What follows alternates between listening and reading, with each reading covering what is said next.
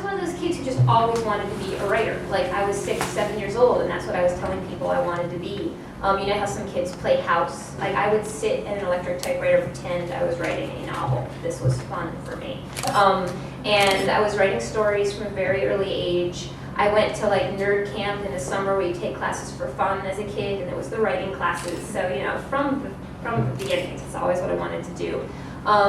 I was an English major in college. I took a couple creative writing workshops in college, but not much. And I knew I didn't want to go to school anymore after that. So after college, still wanting very much to be a writer, but having no interest in graduate school whatsoever, I also didn't want to get a job. So I was like, what do I do? So it was the early 90s, 1993 precisely, and I decided to go to Prague for a year. I guess I picked Prague because I'd been interested in communism ever since I was a kid, because communism and cults were kind of the big boogeymen when I was growing up. And I wanted to get to the Eastern Bloc before anyone forgot what communism was. Prague because it had this amazing samizdat literature tradition, which is where, under the Soviet regime, books were banned and people hand-typed manuscript and handed them from person to person. I was like, okay, that's a city I can live in. And I lived there for a year, and that was really where I got my first taste of what being a writer was going to be like. I started trying to live what I thought might be a writer's life, which just turns out to be a lot of discipline, you know. I started trying to write regular hours, and so at that time, I was in my early 20s and just out of school, I would try to write for like 3 or 4 hours a day, which I'd never done that sort of thing before, and this was all terribly exciting. And it was in Prague where I started working on my first novel, and it was not bee season. And this is what I tell everyone whenever I'm talking about this sort of thing, because the thing that just pisses me off so much about American culture in general is the idea that success and celebrity are this instant thing that are bestowed upon you like a gift from the gods. Like, whoa, you're successful and famous, congratulations. And that's just bullshit. Any published novelist, like if it says first published novel, I mean it says first novel, what it means is first published novel. And I guarantee you that 95% of those people have between 1 and 15 novels that no one wanted tucked in little drawers all around their house. So it was in Prague that I started writing my actual first novel. It was inspired by an Eastern European circus that I saw there and just completely captured my imagination. And so it was about the last 5 days in the life of an Eastern European circus. And so I've been living in Prague for about a year. And then I realized, if I want to be a writer, maybe I should live somewhere where people read and speak English. So that's when I left Prague. And that's when I came to New York City, which is kind of in my heart of hearts where I knew I'd always end up, because that's where writers were, and that's where the publishing industry was. And it seemed if you wanted to be a writer, you should go to New York. The thing, though, about living in New York, so in Prague, in the early 90s, I literally lived like a king on $100 American a month, okay? We're talking my own apartment, going out every night, drinking beer. I mean, it was lovely. New York is not like that. Even in the early 90s, it was not like that. So the question then becomes, and I mean, this is the question we all face, what do you do to be able to actually survive in the world and be a writer at the same time? And it's incredibly difficult. And so first what I tried to do is I tried to have a regular job like a regular person, and I worked for a literary agent for all of 6 months until she fired me. It's like, okay, that didn't work. And so then I was a production assistant on a really terrible horror movie that was filmed on location in Maine. And then that ended, and again, I didn't have work. But at this point, what I did have was unemployment. Now, this was back on the early days where you didn't get unemployment for 2 years. You only got it for 6 months. But I milked it. I figured this is the only arts grant I will ever get. And I used it to complete my first novel that I had started in Prague. And it was a great time. I mean, you know, I was living in this little teeny 8x10 windowless drywall cubicle that had been built into a loft in Chinatown above this really stinky Chinese restaurant. But I had, you know, this money to work with and some time to write. And so that's when I finished the novel, the first novel, which is called Circus. And this is where, you know, it's kind of any person you talk to is going to tell you that it's a combination of skill and luck and who knows what else. I had interned in New York in college, and in script development for TV. And I asked my former boss if she knew any literary agents who might like my work. she said, why don't you try Wonder Schmaltz? And so I sent my manuscript to this lady, and she gave it to her assistant, and the assistant liked it, and the assistant gave it to her, and she liked it. So bang, I had an agent. Like, first person I went to, I had an agent, which I know is really weird. At the time, I didn't know it was really weird, because I didn't know any other writers. I was like, okay, this is how it works. You send out your book, and then you get an agent. And she's still the agent I have, which is another extraordinary thing, because if you talk to writers who have been around a long time, you will hear horror stories. I have friends who, you know, their first agent was a crack addict, and then they had to go find someone else, and like, I mean, it just gets really bizarre. But, so she liked the book, and we spent about 1.5 years sending it out to every single publishing company that existed on the planet, and I got this really lovely collection of rejection letters. I mean, and some of them really did read like flat copy. It was ridiculous. Like, there's this one, I loved your book, I kept it by my bed and read a little each night before going to sleep, but we're not gonna buy it. I'm like, okay. So when we exhausted all those options, there was no other option except to shelve the thing and to continue onward. Was this difficult? Yeah. But I mean, I knew that I was a writer and I had no choice in the matter. It was all I ever wanted to do. I was like, okay, I'll write another one then. And I was reading biographies of writers who hadn't really, you know, been published and been successful until they were in their 40s or their 50s or their 60s. And I was cool with that. I was ready, you know. I mean, I knew that this is just what I was going to do. And eventually, if I wrote enough novels, someone would trip over one of them and pick it up and maybe they'd read it. In the meantime, unemployment insurance had run out. So then back to the age-old quandary, how do you eat and pay the rent and manage to write? But by this time, I kind of figured out that a job can either make you money or a job can make you time. And I realized I wasn't interested in a job that made me money. I needed the time. So I started working freelance as a reader for TV movies, which had been like an offshoot of this thing I entered with, which, for those of you who don't know, means you get to sit in your underwear on your couch and you read a book, and then you write an aggrandized book report on whether or not it would make a good TV movie, or some people do it for LA, for film movies. And I was not making, I mean, I was literally just making enough money to buy ramen and, you know, pay my rent. I was not buying clothes, I was not going out to the movies, but I didn't care, because I had 2 or 3 days every week that were my writing days where I just could write. And by this time, I had been able to build up my endurance. You know, in Prague, I was writing 3-4 hours a day, and I thought that was pretty great. Now, it's starting then and to this day, a writing day for me is like a full 9 to 5 day. Like, that for me is writing. And I think if you want to write a novel, you want to get as close to that as you possibly can, given your own, you know, lifestyle and what you can do. Get as much concentrated, one single block of time that you can, because it takes time to enter into it and then just be there and exist in it and explore it. So I treated it as a 9 to 5 job on my writing days, which meant that I would sit down at my computer at 9 or 10 in the morning, and I would take maybe half an hour, 45 minutes for lunch, and then I'd sit back down and write till it was about 5 o'clock, and then I'd kick off, and that would be my day. And it was really hard a lot of the time. I mean, you know, I wish, you know, you can't just wait to be inspired. I wish you could, but if you did, you'd never write a word. So there were days where, I mean, I knew that what I was writing sucked. It's like, oh my God, this is awful. But, you know, I kept at it. And the neat thing that happens is don't throw it out and keep at it, because I would come back the next day and I'd look at it, I was like, yeah, this really is actually awful. But I would see what I had been trying to accomplish, and then I was able to move it forward. And for me, the process of writing, I mean, you know, most of you here probably know this, writing is about 90% rewriting. And so my day, a normal writing day for me, starts with me going back over what I've written before and reading it and kind of editing it as I go, and that will kind of get me back into the world and the mode and the voice and the tone of what I was doing, and then I can push forward. And so it's kind of like a 2-step forward, 1 step back, 2-step forward, 1 step back sort of process. And so by this time, I was trying to work on something else, and this is where my first novel, Bee Season, came in. Basically, when I know I want to write a book, I don't necessarily know what I want that book to be about. And so I just kind of have this kind of what I consider this sort of invisible satellite dish that's sort of rotating and just collecting stuff. And Bee Season started when I read an article in Granta that talked about spelling bees in terms of all the kids who lose rather than the one kid who wins. And that just kind of sent a light bulb off in my mind. I was like, yeah, we're all losers. Yeah, I can relate to that. And that just switch in perspective really worked for me. I was like, okay, I think I want to write about spelling bees. I think I want to do something about that. And I had a friend who had been in spelling bees and had told me stories about it. I had never been in spelling bees. I lost my first and only spelling bee with the word tomorrow when I was in 4th grade, so that was it for me.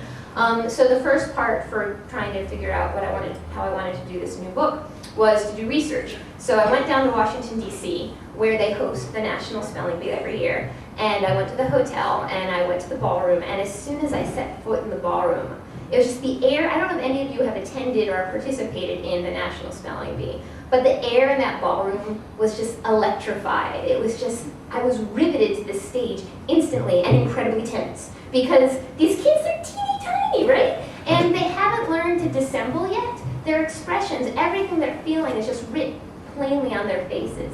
And so you're watching them, and then they misspell the word and they crumble. And it's just like, I'm not a crier, I don't need to take tissues to movies or anything, but when these kids would misspell these words, I'd be like, oh, come here, let me give you a cookie, I'm so sorry. It was hard, but it was neat. I mean, I was definitely in an environment that I was feeling extremely excited and inspired. And what I do when I'm researching, which I kind of do every day, even though I don't mean to, is I'm an inveterate eavesdropper. I was born that way. I can't turn it off. I am always, always listening to people, and sometimes it is a problem. I mean, like, I'll be on a date with my husband, one of those rare times we get away from the house and the children, and we'll be at some lovely restaurant, and I can't concentrate on it because this guy one table over is talking about his stocks, and I'm just like, dude, could you shut up, please? But no, I mean, it's awful. But it's also good, because eavesdropping is where I kind of build up this whole bank of voices in my head. Like, you need to pay attention to how people talk. And if you're not a natural eavesdropper, turn yourself into one. Make it an exercise. Sit on the subway and make yourself listen to the people around you, those who aren't listening to their little iPods. Or, if you're walking on the street or you're in a cafe, start paying attention, because not everyone talks the way you talk. And so if you want to write a story that has more than one person in it, you need to pay attention to how other people talk. So I was eavesdropping at the spelling bee and taking notes and observing these kids and writing things down. And so that was where kind of the character of Eliza, the daughter in the family, first started coming to me. And so I went back to New York just all excited, but I still didn't have a novel yet. I wanted to write about spelling bees, but that's a documentary, that's a nonfiction book. Like, how does it turn into a novel? How do you make that step? And that's where the subconscious comes in. That's where the back brain comes in. I kind of just knew I just had to let time pass and trust that my brain was working on this. And, maybe a couple weeks later, so back in college, I had taken a class just totally on a lark. I had an extra elective on Jewish mysticism that was just taught by this amazing teacher. And he was the one who introduced me to this guy named Abraham Abulafia, who was this 15th century Jewish mystic who believed that the universe could be created and unmade with words. He believed that words were inherently powerful, magical things. And at the time I heard all this, I didn't think, oh, how fascinating, I will write a novel about this one day. I thought, oh my gosh, how incredibly cool. And I guess it must have stuck in my head, because 2 weeks after I'd been to the spelling bee, years and years later, I woke up, and Abulafia and the spelling bee kind of just fused in my brain, because it turned out that Abulafia's theory was that by spelling a word perfectly, letter by letter, you could achieve transcendence.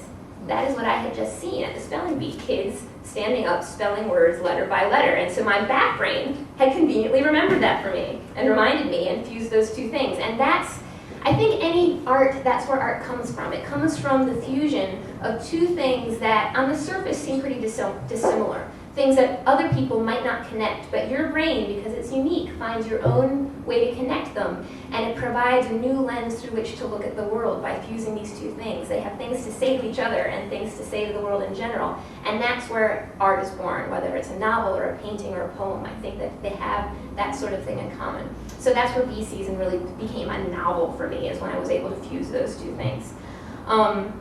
And it's funny because, I wrote this book, and I thought, okay, I'll write this one, and maybe it'll get published, who knows? We'll spend another year and a half collecting rejection letters. But this time around, it took just 2 weeks. It took the second publisher we went to who wanted it. It's great, 25 people will read my book, because I think that's how many friends my mom has. And, I was thrilled it was going to be published, but I was whatever happens, happens. I had no expectations.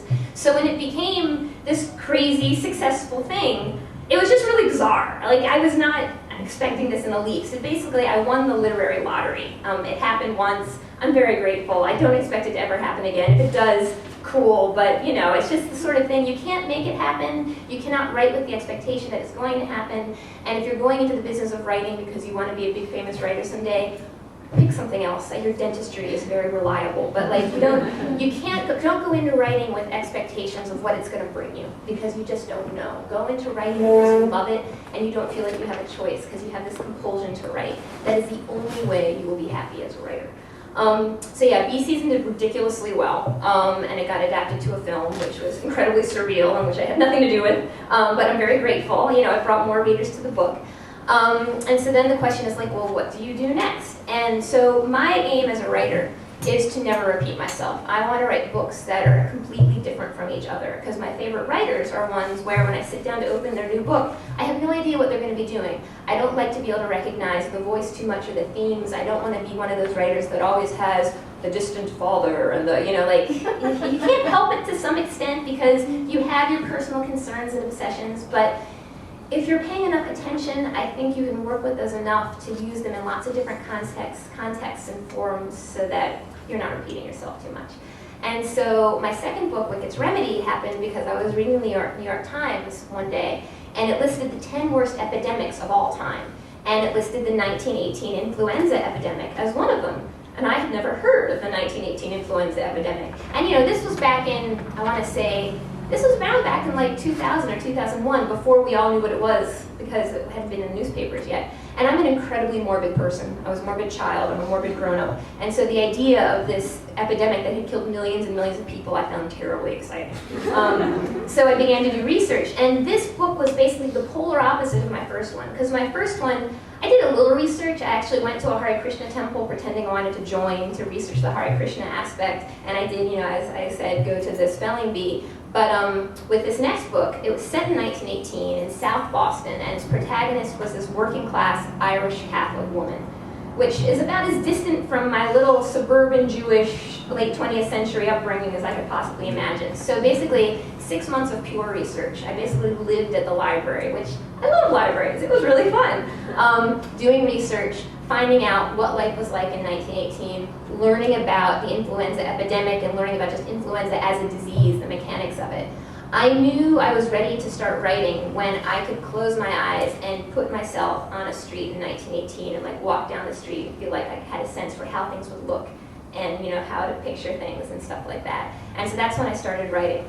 Now, when you're going historical, the dangerous, dangerous thing is doing too much research. It is very possible to do too much research, because what will happen is you'll start feeling beholden to the research that you have done. You're like, oh, but this is so cool, I have to include this in the book. Oh, and I have to use that too. And then all of a sudden you're wearing this straitjacket and you don't have any room for your own ideas and imagination to breathe and go places. And so it's a very tricky balancing act.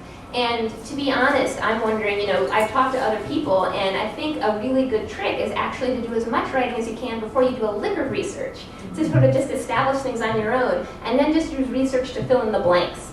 I didn't do that, and I might have paid the price. Wicked's Remedy took me 5 years to write.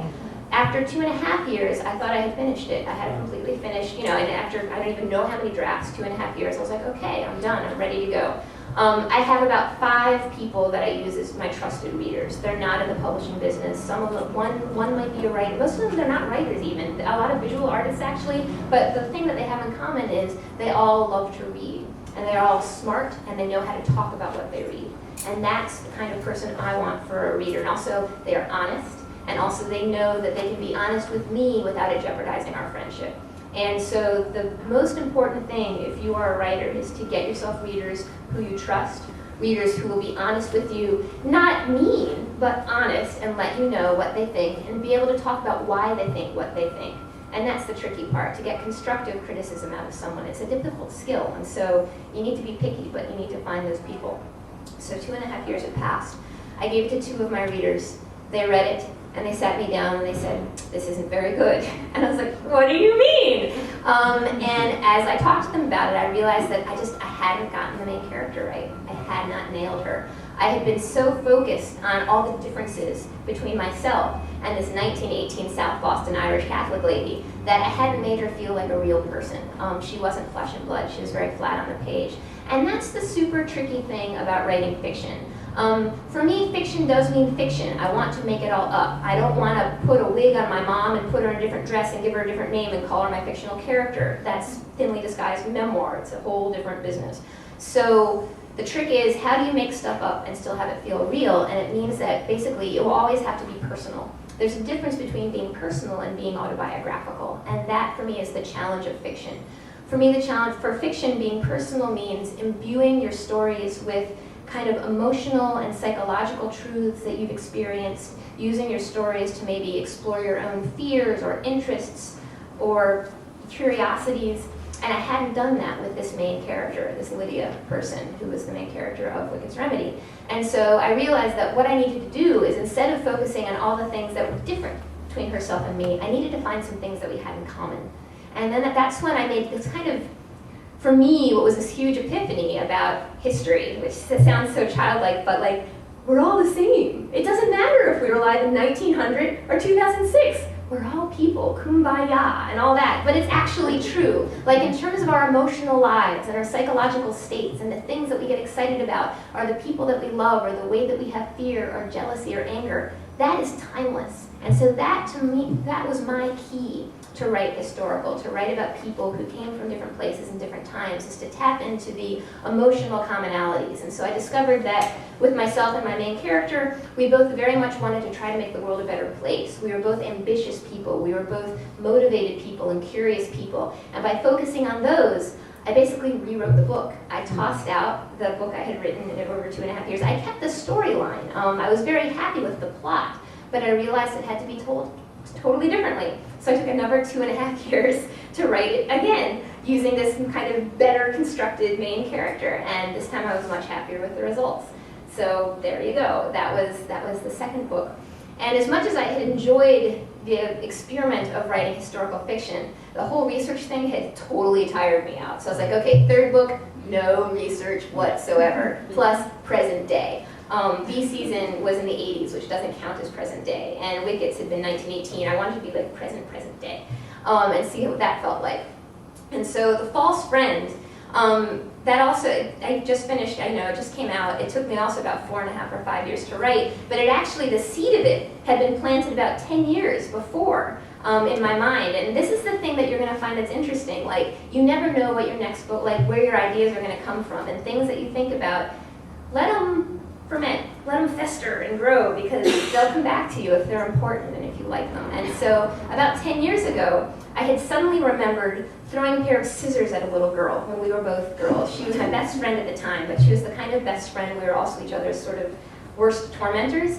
And this was a shocking memory for me. For a couple different reasons. One, I was a nerdy kid. I'm a nerdy grown-up, surprise. But when you're a nerdy kid, you get picked on. And I was definitely picked on as a kid. And so I had that as my sort of sense of childhood identity as victim. But here, this memory came back to me where I was not the victim. Threw a pair of scissors. You know, you're being an instigator there. The other thing that was shocking to me is I'm one of the most non-violent people you will ever meet. I once took a fencing class, and I couldn't even use the lance to touch my opponent in their padded thing, because I would be touching them. So to have this memory come back where I was actually doing a violent act was shocking to me as well. And I was like, okay, I blocked this memory out. It's now come back to me. Has it been informing me, my identity in any way along the way? Am I as non-violent as I am now because I was so appalled by what I'd done back there that I consciously blocked it out, but it maybe shaped me into being non-violent? It just got me thinking about all the ways that the adults we now are shaped by the children we once were. And it really got me thinking, once again, about memory. With my second book, I've been kind of fascinated by cultural memory and how can an entire society forget a huge event like the 1918 influenza epidemic. But with False Friend, it became personal. I mean, who we are is integrally based on what we remember of ourselves. We are based upon our memories. You know, what we did yesterday, what we did 5 years ago, what we did 10 years ago. What if those memories are wrong? You know, I mean, memory is so subjective, and so I became fascinated by the interplay of identity and memory and subjectivity. And so that was where this book then got launched. And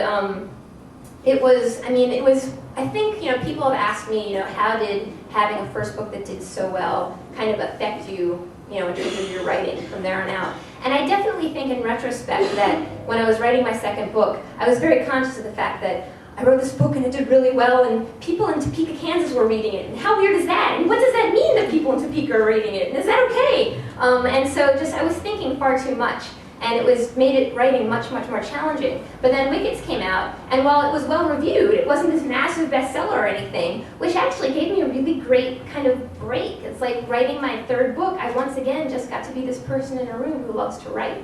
And I wasn't thinking about the outside world so much anymore. And I think maybe that allowed me to get more personal again and kind of address, that area of childhood where, you're figuring out who you are and just like what girlhood bullying is like, and those weird relationships and identity formation. And so it was a really fun thing to be able to return to, and it made me remember how important it is when you sit down at your desk to write. You really need to forget everything outside. Leave the world outside that room. Close that door, and it's just you, and you're 10 again, and you're making up a story. It's really, for me, it is a return to that just feeling of uninhibitedness and, not unself-consciousness. And that's, I think, where the best writing does come from. So I talked a bunch. I can now take some questions, and that will allow us all to talk together, I think.